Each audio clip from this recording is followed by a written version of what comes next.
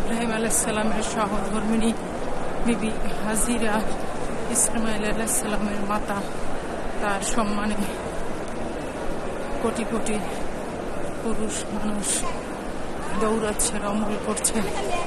একজন নারীর সম্মানে সবাই দৌড়াচ্ছে। এই দৌড়ানোর জায়গায় দাঁড়িয়ে সে ভেবেছিল মারোয়া পাহাড়ে পানি দেখা যাচ্ছে, আসলে চিকচিক করেছিল। সে ভেবেছিল পানি, আসলে সেটা ছিল মরিচিকা। আবার মারোয়া থেকে দৌড়ে ছাপা আসছিল।